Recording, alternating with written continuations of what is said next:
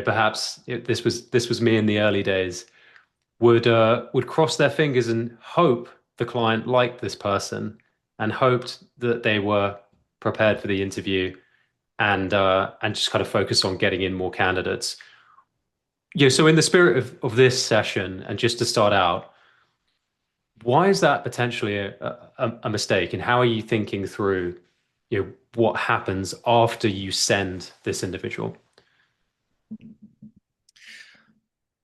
Well, I always say to my team that when you send a candidate to a client, if you don't have that kind of excitable feeling in your stomach where you're like refreshing your email, waiting for the client to come back and say, "Whoa, look at this candidate," then you're probably not sending somebody good enough. I remember like right at the beginning of our journey where we were ultimately, every candidate that we sent, it needed to be perfect because our whole brand was on the line and our whole career was on the line. And so it was a situation where every candidate that we sent was like, I'm so excited to see what the hiring manager says. So I think the first thing is like, if you don't have that really kind of confident and excited feeling, then you probably haven't sent somebody that's quite good enough. And aside from that, the kind of like the early stage when you talk about like sort of crossing your fingers and hoping that something goes well, I think you also have to make sure that you've got control of the feedback loop. So when you send that candidate that you're really excited about, even though you are kind of refreshing your email and seeing what comes through, you should also know in your mind that you've already set like a 48-hour cadence with your client so that you will have feedback from them within a certain period of time. So I think like the beginning of a candidate interaction with the client, there should be no sense of randomness about it. And there should be no kind of flat feeling. It should be high energy, excitable, and, as I say, like a really strong start versus a feeling of just drifting. Does that answer the Mhm. question? Yeah, I think so. I think so. And I think just to pick up on that last bit, drifting, as we always say, kills all deals. So, for the purpose of this session today, we're going to talk about how to handle the candidate interaction. But in my mind, there always needs to be a very clear next step when you send the candidate. And the next step needs to be the interview preparation. And ideally booking in a time. You need to have such confidence in your candidate and sending them over and the potential incoming first time interview that I usually book the interview prep from there. If you don't want to do that, once you get the first time interview, then book that prep. But time and well, the delay of time kills all deals. Momentum is everything. So getting that booked in really is just so important. The single biggest risk is momentum. Uh, cool. So yeah, when you think about that interim, Seb, so maybe you sent the candidate, you got a first time interview, you've got your interview prep call booked. How are you thinking about preparing this candidate? Everything from perhaps what you're sending them to then when you're actually on the call and you're preparing them for this interview with the client. So I think that my stance on interview preparation has evolved over the years. At the beginning, it was all about kind of like the company. So we mentioned on our last podcast, like you want to be talking about information not publicly available for the business, for your clients. So, things like what are the team's biggest goals this year? What are the hiring plans for the team this year? What kind of resources do you have available to you? So you dig into all of those things and taking that and looking at like the interview prep. So you might be asking, you might be preparing them on like, okay, what experience have you prepared that's specifically relevant to what their goals are this year? So it was all about like tying their experience to what the company's goals were. But I think our approach to this really evolved, and more recently, like a more effective thing that I've been using, I think we've both been using that works, is the notion of becoming a coach. So it's not like you're getting in there and sort of running through a checklist where you're like, hey, remember to say this, remember to say that, remember to have some examples prepared. You're kind of role playing with the candidate and you're acting as a coach. So look, this company is trying to achieve X, Y, Z in their project pipeline this quarter. We've talked about your experience that's relevant to that. Tell me, if they ask you this question, what is your answer? Right. And you're putting them on the spot and you add a whole frame to the conversation, which is like, look, this isn't just going to be a quick kind of pre-flight checklist thing. I'm going to be like actually testing to see how good your answers are. So with the interview prep, it also gives you like using that mechanism, it gives you a really good sense of how prepared the candidate really is. So if they come back to you and they give a kind of a wishy-washy answer, or they don't sound particularly prepared, this is when you come in and you like will earn a ton of respect from them by saying, look, that answer was okay, but like we need a little bit of work here. Like that, this client is looking for very specific examples and all the rest of it. So as I say, like you need to have the bare bones. You got to have all the information. You got to make sure that it's all very specific to the job that you're recruiting for and the team. But becoming a kind of a coach and testing them and ensuring that they're prepared through like a workshop, for me, has been just a game changer in making sure my candidates are prepared. What have I missed on that? I'm sure I'm missing something. Yeah, I think just the notion of being their coach is really, really important. Not many candidates think about how to interview and how to structure their answer. So I think maybe the good recruiters will prep their candidates by sending a PDF of the job description and perhaps a few details on the company.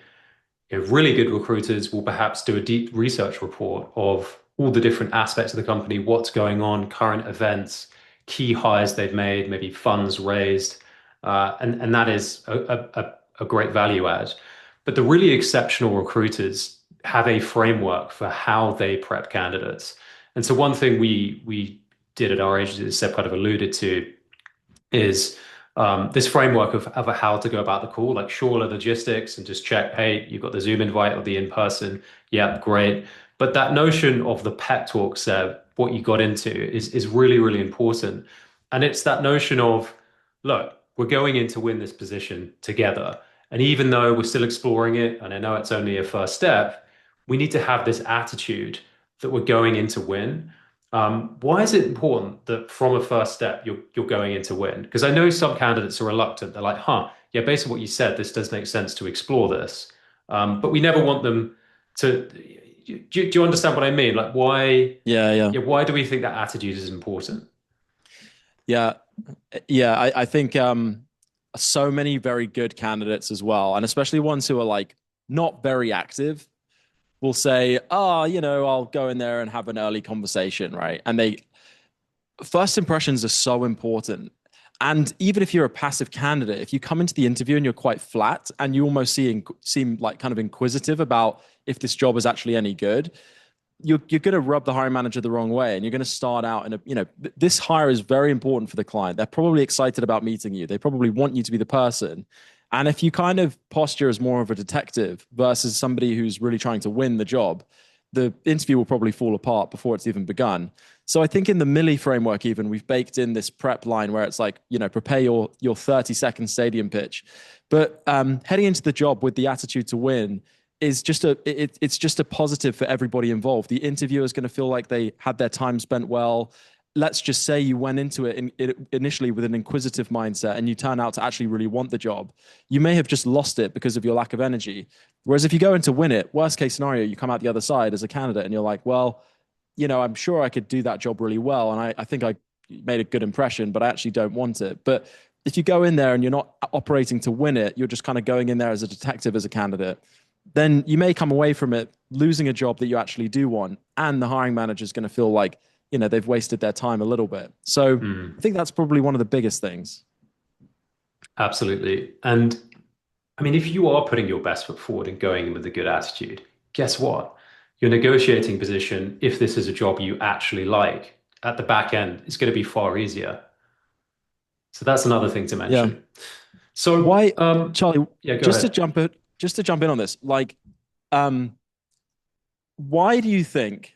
Like I've seen people in the past not prepare a candidate, and the worst email that you can receive, I think, like basically the worst client email that you can receive is, "Hey Seb, can we talk?" And you're like, "Oh no, what's happening?" And you get on the phone with the client, and they're like, "Yeah, the candidate that just interviewed with whoever, Sarah, they literally didn't have a clue about who we were and what we were up to."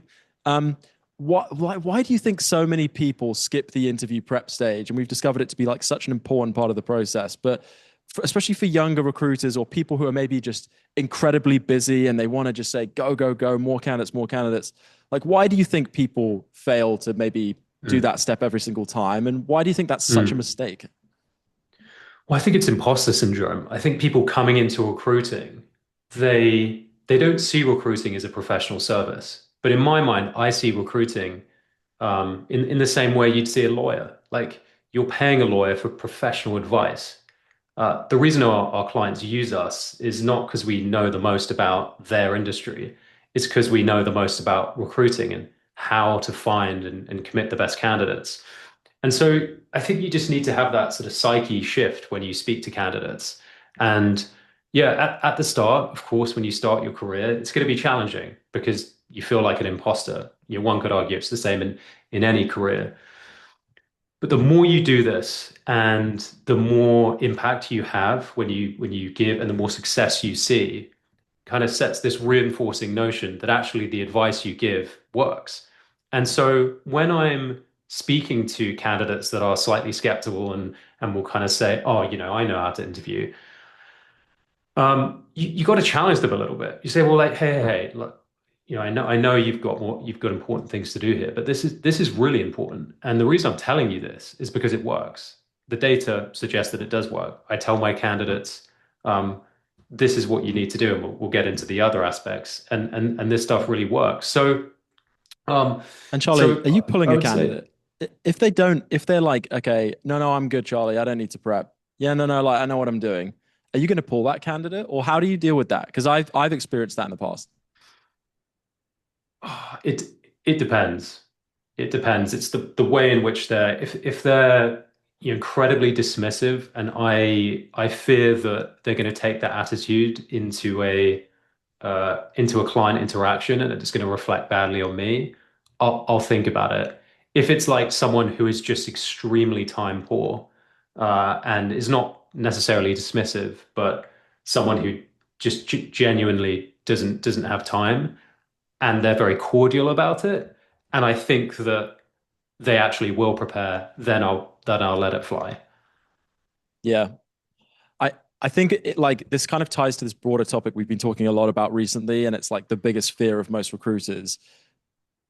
But it's the bifurcation of good recruiters and bad recruiters, and how AI is going to make that separation even more stark. So if you look at the recruitment market today, well, maybe going back 10 years, unfortunately, there is a very large percentage of people who have made a living from sourcing candidates, matching candidates to the job, and then just basically being an interview scheduler. The good news and the bad news. The good news is that all of those things are now automatable to some degree, right? You need deep industry expertise to find the right candidate, but the matching process and the interview scheduling process is basically now done by AI.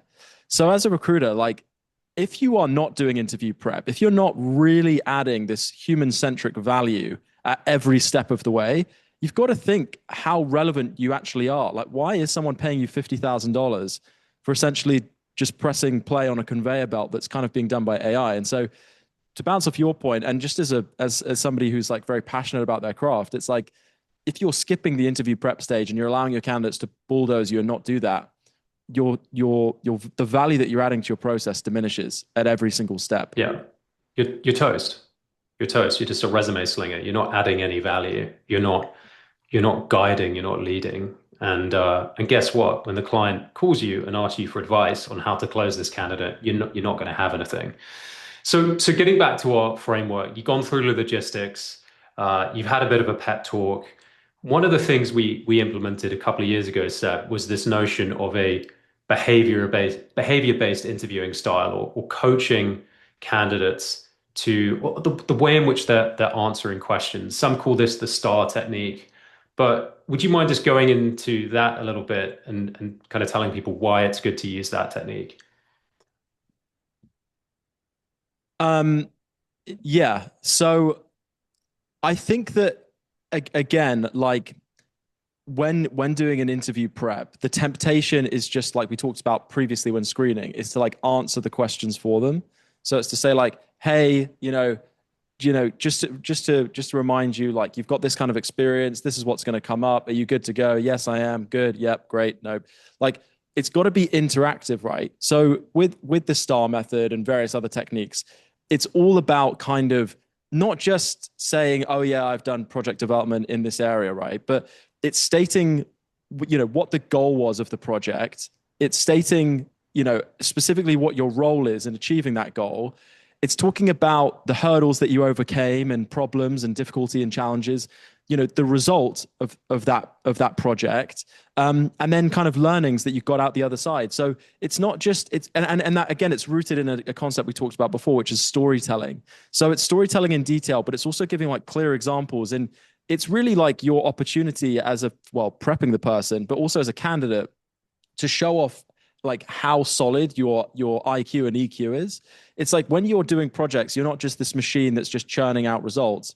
It's like everything that you do is essentially a flywheel of learning and professional growth and all this kind of stuff. So there's a few iterations of the STAR method, but really, as I say, just for me, it comes down to like stating experience, your role, what you learned, and all that good stuff. But Yeah. I'm sure I'm missing some stuff. Why don't you jump in? Yeah.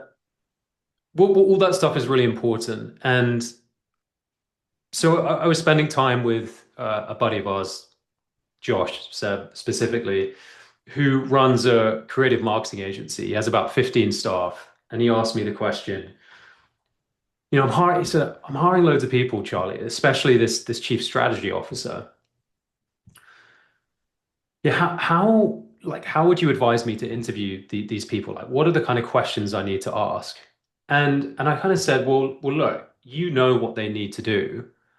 But the one thing I'd say is you need to ask questions in a way which allows you to find evidence of how they actually did what they did, right? It's not what they did, it's how they did it. And so I think the very best companies, they won't just ask you a question of what you did. The very best companies will ask how you did it. And they'll ask second and third order questions. And and that's what my clients do or used to do. And so that's what I tell my clients to prepare for. And I'll say something like, look, at this company, they're not just hiring any people. They're very intentional about how they interview and the evidence they want to garner from you in the interview. So you need to be prepared to storytell and storytell really, really well and say something like, hey, here's the situation, here's what I specifically did, here's the outcome, and here's what I learned. And guess what? You need to have actually have done that thing because they will ask you how you did it. You can't fake this. But guess what? If you do have answers to those things, that's going to signal to them that you're actually who you say you are. And it's almost like you're testing the candidate to see how they're reacting to what you're saying. Like when you tell them your client has an extremely high bar for hiring and they will ask these questions, if you kind of see them kind of shirking a little bit, like that to me is an amber flag. The very best candidates, the A players, in my opinion, they're not shy. They want to tell you about their experience because they're very passionate about it. I think it's the people who just say what they did and aren't able to kind of very clearly explain how they did it. Again, that for me is like an amber flag there. I also think, like adding to what you mentioned, if you look at all your favorite podcasters or your favorite interviewers or any public figures, especially the person who's written a new book and then they do the rounds on all the top ones, they almost have the exact same storytelling in every single podcast. It's like once you've listened to one of them, you're like, oh, I don't need to hear them do the rest of the circuit. And that's not a coincidence. They're unbelievably good at recounting a story and their role in it and all this kind of stuff. And I think that there's a correlation there between folks that reach like the upper echelons of their industry and people who are very, very good at telling their own personal story. And so as a candidate, I think it's easy to be like, oh, my interview is just like, oh, I'm reeling off a checklist of how I did it. But sorry, not how I did it, what I did is, as you say. But your ability to tell a brilliant story and your role in it and like how consistent you are at being really, really good at doing that, I think just goes such a long way. Yeah. Yeah. Yeah. And perhaps something I could learn just to be clear and concise in your answers. And when you're going over these things with the candidate, guess what? They're the three or four things that you spoke about in your initial screen. So you know that they've done the thing. You've tested for that already, but you need to kind of have a back and forth with them and say something like, look, these are the 3 to 5 kind of key action areas where you're going to get scorecarded. And so I prepare for these questions, and don't be afraid to ask them those questions and do a little run through. Okay, so if they haven't had direct experience, what what maybe are we advising there? Like if they get a question, because knowing that no candidate is like going to be 100% fit on every single job responsibility, right? How do you think, or how are you advising your candidates to handle things where they don't have experience? So, Yeah, don't bullshit the hiring manager. The worst answer of all time is no, I haven't done that, but I have done this. Right? It's like it's again, it's another opportunity where you can show emotional intelligence. And if you go, no, I haven't done that, but I've done this. What you're basically saying is you're kind of dismissing the question and then just bragging about something else you've done. So the way to do it is to say, look, I'm going to be honest, I have no experience in that area. However, I've got experience in this slightly adjacent area. Now, I don't want to be presumptuous, but would you like me to show you how I might approach doing that thing based on the knowledge that I do have, right? And then you kind of flip the question around. Side note, as a candidate, if you're ever in a pickle in an interview and they ask you something that you don't know, you can always ask a question to get back on the front foot. So as I say, you're kind of acknowledging that you don't have the skill, and then you're asking the hiring manager if if they'd like you to walk through how you'd approach the problem based on your assets. mhm. Agreed. Cool. So that's most of the prep we give. What is, I know I spoke to you about this yesterday, asking for the job at the end.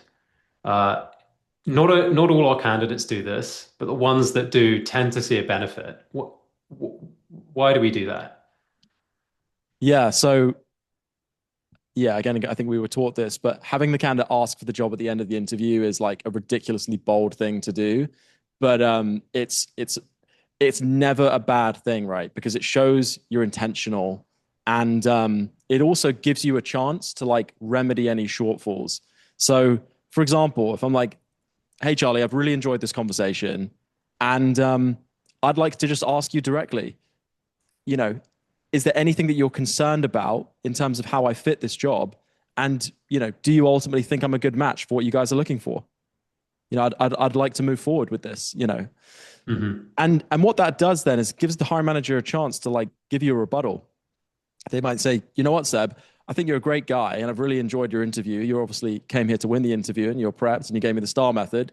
But, we're just really looking for somebody who's got a little bit more, engineering skills specifically in this area. And like, that's just not Charisma.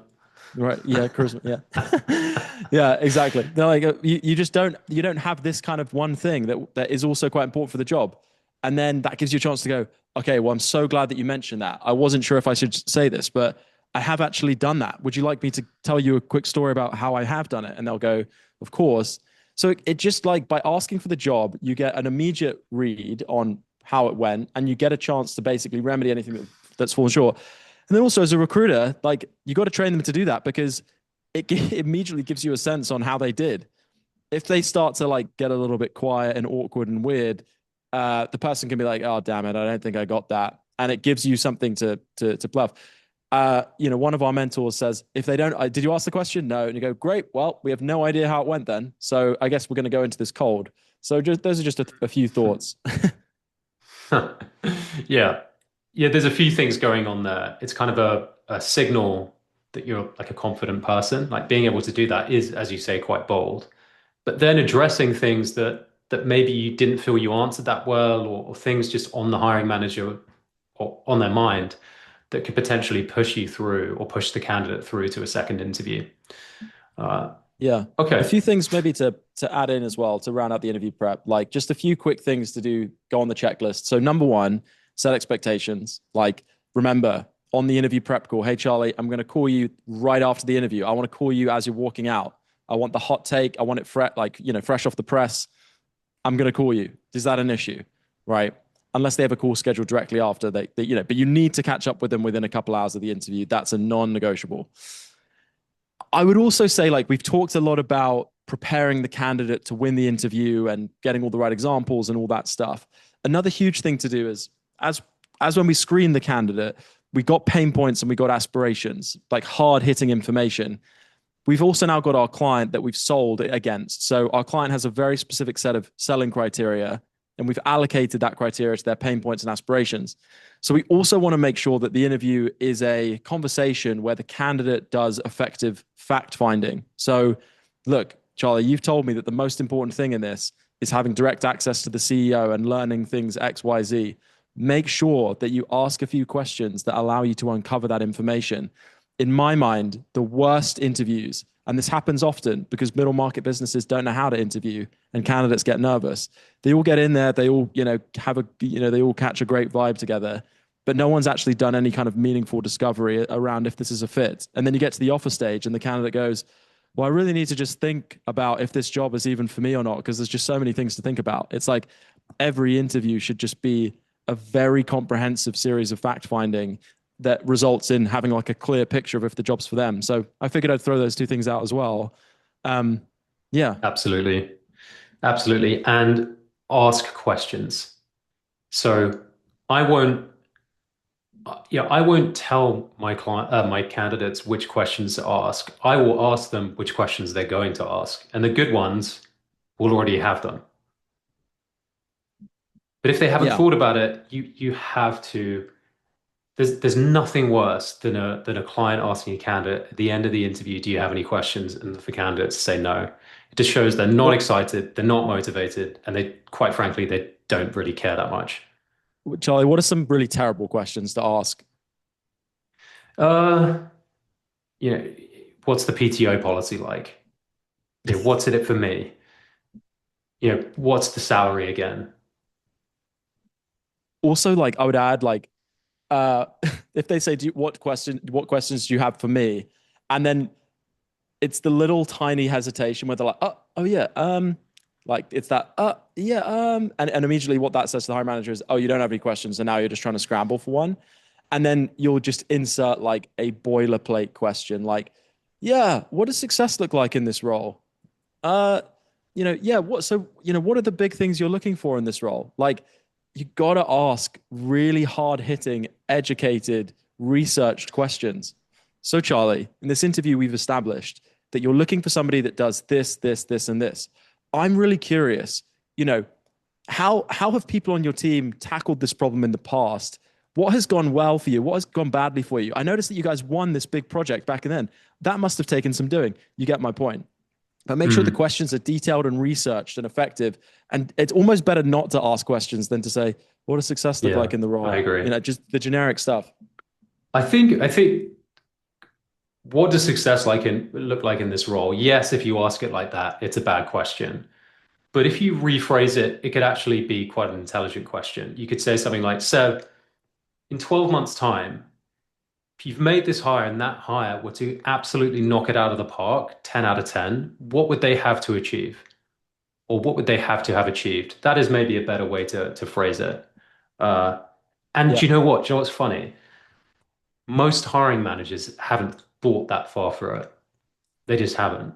Like most of them will have, sadly, they'll just generate a job description, responsibilities. They'll see they won't have thought about outcomes in a really visceral way. And so challenging them to think about, okay, well, what do I actually have to have achieved? Yeah. Yeah.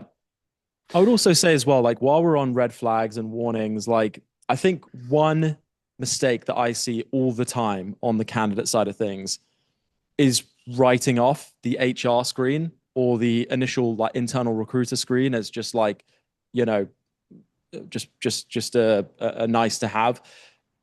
Most hiring managers will defer to the internal recruiter or the internal HR team as to whether the person should progress or not.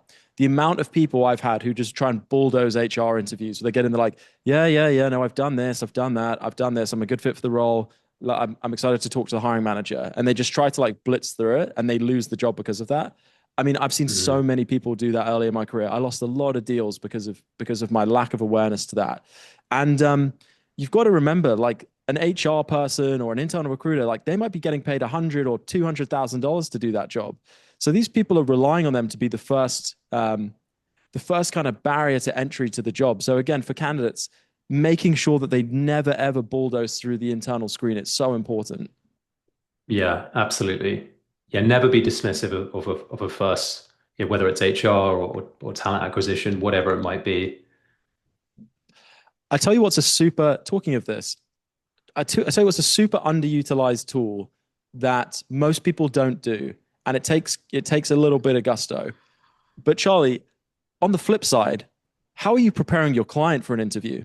I mean, we're in a candidate driven market, right? And very often, this is a candidate who's probably walking in the door and they're in high demand.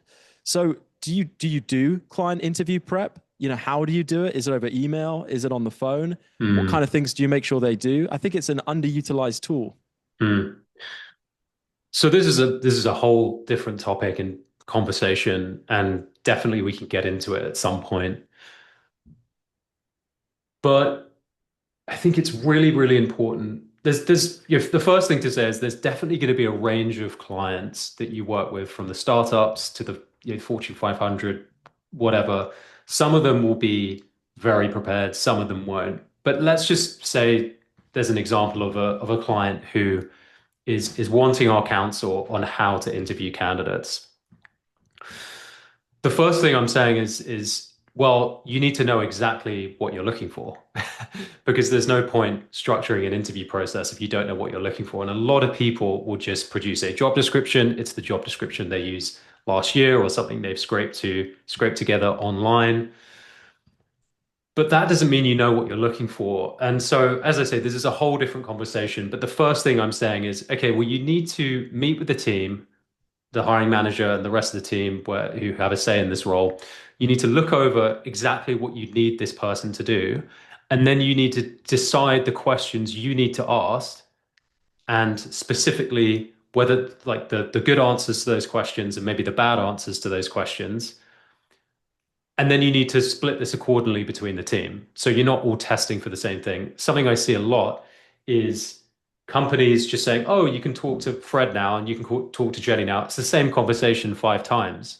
So they're just going off gut feel. And now gut feel is important, but that doesn't mean you're testing for the things that you need this person to do. So on a very, very, very high level, you need to have some element of scorecarding in a role. You need to break it down into the key areas, and then you need each person to be asking specific questions and testing the key areas you're looking for. And I would add to that with just simply have a very clearly defined role for every person interviewing. So are you qualifying the candidate or are you selling to the candidate? And then every hiring manager absolutely must have a binary yes or no answer after the interview. One thing that's unacceptable after an interview has occurred is, yeah, I'm not really sure. I think that they should talk to Jane though. And like, I'd be curious to get Jane's take. What you've just done is wasted an hour. Like you've come away from it being like, I don't know. Well, what have we achieved? There Mm. needs to be guardrails in the process where it's like, are you qualifying the person? And if you are, you need to have a pass or a move forward binary one or zero. I would say I would differ slightly there. I would say on a scale of 1 to 4, not 1 to 5, because you can pick a three. I think it's either a hell yes, which is a 4, a hell no, which is a 1, or a yes or a no, which is a 3 or a 3 or a 2. So I differ slightly there. I don't like. I Yeah. think binary is sometimes tough. Yeah. I guess for me, and I think it's good. It's a good difference of opinion. I think for me, it just comes down to like, when I've worked with big organizations, and they'll be like, oh, yes, we have 7 rounds and they're all very proud of that. But really, like 3 of those rounds are just people going, yeah, I don't know, see what the next person says. And it's just unnecessary. Like Mhm. when you, at least mentally, if you prepare the client on my side, like the thing I enjoy about it is when you say to the client, hey, your job on this interview is to either say we're moving them forward or we're passing on them. It puts them in just a more assertive mindset where they go a bit deeper on the fact finding. But the 0 to 5 thing I think is brilliant as well. So I'm open to being wrong. 0 to 4, because you can't pick a three. Zero to It's like four. picking a 7 out of 10. If you ask people, out of 10, how are you feeling? They'll be like, huh, 7. It's like, and speaking of 1 to 10, let's just take this back to the candidate side because I think this is important. We've got a few minutes here. So we've prepped the candidate, they're good to go, they have the interview, you set very clear communication architecture with them to call them after. Let's go through that debrief call, Seb. And the reason, the 7, the 1 to 10 is because this is going to play a part as well now. So talk to me about that call. So they've just come out of the interview. How are you structuring it? Yeah, I mean, we're going to use the old faithful 1 to 10 question again, right? Which is on a scale of 1 to 10, how do you think the interview went? And then you use the same tool. So you need to give a big reaction depending on what they say. And then, of course, you're looking at like 1 to 10, how excited are you about the job? And why is that so good? Because the remaining points you can then quantify. Yeah, I'm at like a 6 or I'm at like an 8. Well, if it's a 6, you probably want to create fear of loss and you want to go, well, 6 out of 10. Well, let's just move on, shall we? Because I mean, you're not going to change companies for a 6. What are we doing? So 6, but with the 8, you go, okay, great, you're in an 8. And then you set the expectation. Look, Charlie, I want us to be at a 10 before we get anywhere near paperwork. So can you just tell me this? What are the 2 remaining points? Define them specifically. And then what you can do on the next round is tell the client to make sure that they're selling the hell out of those 2 things and getting them to a 10. But again, it gives you Hmm. the enemy of success is randomness. How did it go? Yeah, pretty well. And then you move on. Hmm. Yeah, the 1 to 10 in all its beauty. I think definitely pick up on the points. So after you've done the 1 to 10, they give you a 6 or a 7 or an 8 or a 9 or a 10. Yeah, if it's a 9 or a 10, oh, fantastic. Like, talk to me about why it's a 9 or a 10, or it's a 5 or a 6. Oh, that's, doesn't sound like it's the right opportunity, or all right, let's just call it a day. And you can go off there. But one thing I like to meander to is the key, and perhaps this is implied, but it's the key areas that they were looking for in this job and how we thought it might be a fit. And so you could say something like, "Oh, well, I know in this position, I know something that's really important for you is kind of technical leadership. Talk to me a bit about that. Is that something you found out in this interview? And let's just chat about that a little bit, and just go on and just tease out more information. Why is it important to tease out the good things and also the bad things? Well, the good things that they say, like if you're, well, you're going to be transcribing the call, right? So for every good thing that they say, like first of all, they're selling themselves, but you're also building a transcript of quotes that you can then use at the offer stage. Like when you spoke about the job, you told me insert quotes. That's good, right? Hashing out the bad things as well, you can again get into like evaluation mode and you need to think, is this a terminal problem? Is this something that the client can actually do, right? If they say something like, you know, I, I went there, everything went well, but I've realized it's actually more like an hour and 45 minutes to get to the office. And I've got a young child that I need to pick up from soccer practice, whatever. Now, that might be terminal. And then you can start allocating your resources towards more pipeline building. But highlighting the good, you're building collateral, highlighting the bad, you can get your evaluation hat on and figure out how terminal. I would say just like while we're touching on the point of them highlighting the good stuff, one thing that's really good to look for is, are they speaking like a buyer? So when they start talking about the good things, are they saying, well, I think the way that we're going to start tackling this, as a team is like, we're going to do this. They start referring to them and the team as one. When they still talk about how like, yeah, it seems like they're going to go do that. It seems like they're going to do this. When they again are separating themselves from the client, again, these are like little cues that they're not serious about taking the job. So those are the main things I'd say on the good and bad. Mm. Yeah, it's so much about gut feel, isn't it? It's really, really important. And this is something you learn over time, but you can sense it. But I agree. The good things are great because you have them as, I don't like to use the word ammo, but you can kind of use them perhaps if if it's going through and use them for the close. But I think you're absolutely right. Let's say they are a 6 or a 7, and you'll therefore say, okay, how can we get this to an 8 or a 9 or maybe even a 10? And then they just give you something which you know isn't achievable. If they talk about compensation or just a commute that you can't change, it's really important to know that because you don't want to be wasting your time. But alternatively, if it is something which is achievable and you know it to maybe even be true, this is something that on your debrief note you'll send to your client and say, "Hey, yeah, they really enjoyed this and they enjoyed that." Again, I just want to say you're not regurgitating what was asked in the interview. You're in your feedback note to your clients, you're bringing across their point of view and what they enjoyed, firstly. But in the second part of this, you're guiding the client on what they need to do next to potentially win this candidate.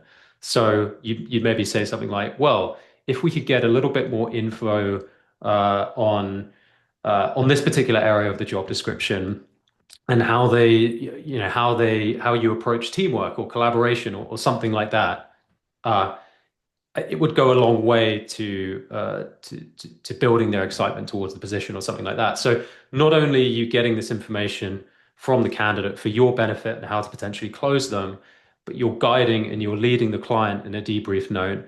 And by the way, the debrief note, send it as soon as possible because it's a signal to the client that you're on your game, you know what you're doing, you're leading, you're advising. Remember, as we said before, this is a professional service and you're on a team, right? You're putting yourselves in the driving seat to make this happen. Few things to add as well as we kind of sprint towards the end of the session. So th- the most important thing as well, just in terms of your energy during the interview debrief, is that you've changed from like a kind of a disposition that reflects curiosity, like, hey, I wonder, it seems like this could be a really good fit for you. Now we're going to transition a little bit and go, hey, look, this client likes to move quickly. There's a chance they might push you through the process and have a couple more rounds early next week, and we'll have an offer this time next week. So we begin to like test how serious they are, and we begin to start saying things like they're going to offer, they're going to move, and we psychologically prepare them so that they don't feel ambushed, right? So we're going to do that. And so we set the expectation there, but then we also start to ask them direct questions like, look, if you had to on the spot right now decide if you're going to take this job, let's just say they turn around and offered you the job right now, would you take it? Yes or no? And just getting their reaction. So you're getting a litmus test. And then the last thing I'd mention is the compensation piece and the logistics. So you want to be rehashing the comp every single conversation, and you don't want to say, hey, just to confirm, like, that number sounds good, like we're still at that number. You want to start saying things like, okay, Charlie, and just to confirm, if they offer you 150 base with a 20% bonus, you would accept that offer. You would sign that offer. And then again, so like Mhm. there's no wiggle room. It's not like, yeah, it loosely sounds good. It's like you would sign on the dotted line if the number was X. So again, as they say, Mhm. those last three things, the expectations, the money, you begin to start talking in more serious terms versus, more like a discovery kind of a call. Yeah, absolutely. The first round is always them testing if it's something that they want to do. But if after the first round they're like, you know what, this is interesting. It speaks to a couple of the problems or a couple of things I'm looking for. You were right, Seb. If they then want to move forward to a second round, they have to be all in. It's like, okay, now we're in it for to win it, so to speak. So yeah, the technical side of things, the compensation, and also just again creating a very clear communication architecture, which states like, look, if you get into any other processes, let me know, keep me posted, all that kind of stuff. Very, very important. But Real quick, what do you do if yeah, they say that they have? Like, what I mean, there's different ways you could do this. But someone says, "Oh, actually, yeah, Charlie, I figured I would mention this. It's like since we last spoke, I actually have started interviewing with XYZ company, and I had my first interview yesterday. How do you react to that? What do you do with that? you get your detective hat on, you ask who the company is, you ask them what they like about the role. You're basically trying to get as much information as you can so that you can pair our role up against it. You can have them side by side and you can find a way to sell. If you're a market expert, the reality is you're probably going to know about that company and you never want to put the other company down, but you need to know who's in the arena because if you don't know what to sell against. There's another approach as well if you want to be a real hard ass. This isn't for everybody, but I know that there are a few people that do this really effectively, but they they kind of take the approach and go, look, my client is the kind of business that wants you interviewing only with them. They're not really interested in speaking to folks who are just like shopping the market to see what's out there. They want people who have discovered our business, they've discovered this role, and they want this role and this role only. They're ridiculously intentional about joining our mission, right? It's not just like shopping the market. So there's another way to do this. This isn't how I do it, but some people do this very effectively. They'll go, well, hang on a minute. You're interviewing at another business. We chatted on the phone about all of your pain points and aspirations, and we talked very specifically about how this client solves for that. Um, why are you now interviewing with another business? I'm confused. Are you just shopping the whole market and seeing what's out there, or are you serious about taking this job? And you test their commitment. And some people will even create fear of loss at this point, where they'll go, well, congratulations on your other interview. Sounds like that's kind of a priority now. So should we just pump the brakes on this process? Because I feel like this job kind of solved for everything that we talked about. But I guess obviously that's not the case. Obviously, this other interview that you have solves for it more. And I've used this from time to time. This can go one of two ways. Sometimes they'll go, yeah, yeah, maybe we should put this one on pause. This other one's actually kind of interesting. And you're like, okay, wow, that says a lot about your seriousness in this process now that they have another option on the table. Or they might go, no, no, no, no, no, no, no, no, no. Like I just got introduced to this process. It was a random thing. It's not even that serious. It just came up and I just took it. It's a quite a risky approach, but some people use it to great effect. So I figured I'd throw that out there as well. Yeah, definitely. Yeah, creating fear of loss, sales psychology. There's so many different ways to do this. Like everyone has their own personal style. But I think based on the conversation today, if you're asking all these questions, whatever your style of recruiting, they can be really, really helpful and will give you the information you need to determine whether this candidate is serious. And if they are, not every candidate's perfect. So I'd like to think there are some good tips you can give even the very best candidates to put them in a chance where they got a better chance of winning the position. Amazing. So checklist. First of all, we make sure that we actually do the bloody interview process so that you don't just become a glorified AI candidate matcher and you add value. All right. So the interview's booked. You've got your debrief call booked afterwards. You are coaching them in an interactive workshop style thing. So you're asking them questions about how they answer things. You're running them through the STAR method. You're making sure that they're having questions answered around pain points and aspirations. We're making sure that they're asking intelligent questions about project pipeline and things like that, not just a bunch of rubbish. We have them ask for the job. And then we're also, ensuring that we have that, as I mentioned, that interview debrief, locked in at the end. So I'm hoping this is a good, useful checklist. There's a broad range of ideas we went into and lots of different kind of conflicting and interesting concepts. So whatever style of your recruiter, I'm hoping there's something in there for you. Fantastic. All right, Well, guys, until next time. cue the music.